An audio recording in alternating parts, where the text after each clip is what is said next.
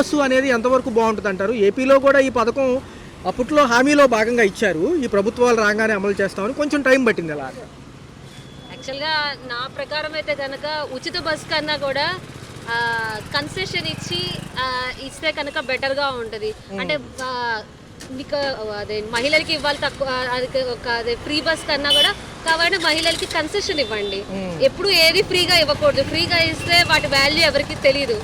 So మన concession ఇస్తే కనుక సో అవసరమైన వాళ్ళే వాడుకుంటారు దాని గురించి. ఒక పక్క పథకాలు చూస్తే ఉగాది నుంచి అంటున్నారు, కొంచెం లోటు బడ్జెట్లో ఉంది. ఉచితాలు ఎంతవరకు ఇవ్వచ్చు అంటారు? మంచిగా చూసుకుంటే కొంచెం ఉపాధి కల్పిస్తే బాగుంటుంది అంటారు.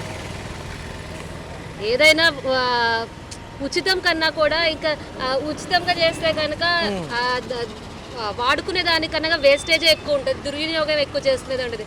దానికన్నా ఏదన్నా పెట్టి మంచిగా చేసి దాని గురించి ఆదాయం వచ్చింది అనుకో, దానికి రాష్ట్రం కూడా ఉపయోగపడేటట్టుగా బాగుంటుంది. దానివల్ల గ్రోత్ ఉంటుంది, ఇంకా ఇంప్రూవ్ అవుతుంది ఇంకా మన రాష్ట్రం. గతంలో ఏంటంటే ఆయన 9 పథకాలు ఇచ్చేవారు జగన్ గారు, ఇప్పుడేమో 6 సూపర్ 6 కదా.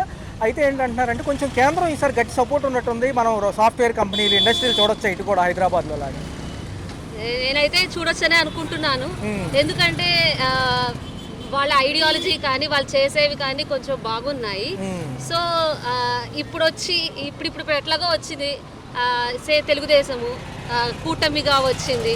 సో నెక్స్ట్ ఇయర్ కూడా వస్తే, నెక్స్ట్ 10 ఏళ్ళు కంటిన్యూస్గా వస్తే కనుక మన హైదరాబాద్లో చూడొచ్చా నేను అయితే గట్టిగా అనుకుంటున్నాను. కొంచెం సినిమా రంగం నుంచి వచ్చిన వ్యక్తి ఉప ముఖ్యమంత్రి గారు పవన్ కళ్యాణ్ గారు ఉన్నారు.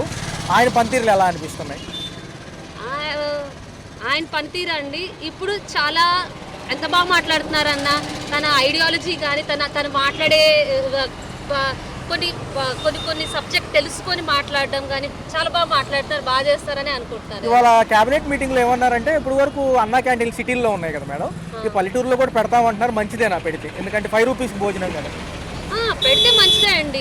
అలాగే పెడితే కనుక చాలా వాళ్ళకి ఉపయోగపడే వాళ్ళకి ఉపయోగపడుతుంది, మంచిగా ఉంటుంది. సంక్రాంతి సపోర్ట్ చేస్తారు. సంక్రాంతి ఎలా ఉంది? కొంచెం పెరిగిన ధరలతో చాలా మంది పిండి వంటలు కానివ్వండి, సరుకులు చాలా మంది కొనలేదంటున్నారు. ఈసారి నిజమేనంటారు? కొంచెం పెరిగాయండి రేట్లు, కొంచెం పెరిగాయి. మరి దాని తగ్గట్టుగా కొంచెం ఇబ్బంది కూడా పడ్డారు. సంక్రాంతి అనగానే పండగ అనేప్పటికీ పండగ టైంలో అందరూ వస్తారని ఊరికే మార్కెట్ వాళ్ళు కూడా పెంచేయడము, రేట్లు డిమాండ్ ఎక్కువగా ఉంది అని అవి కూడా జరిగాయి. ఈ విద్యా దీవెన, తల్లికి వందనం, తర్వాత వసతి దీవెన ఉన్నాయి కదా మేడం, 15,000 డబ్బులు. రెండోది చూసుకుంటే మహిళలకు 18,000 దాటిన వాళ్ళు కూడా 1,500 ఇస్తామంటున్నారు. ఉగాది నుంచి అమలు చేయొచ్చు అంటారా? అసలు ఈ ఉచితాలు అనవసరం అంటారు? చెయ్యొచ్చు అనుకుంటా అవన్నీ.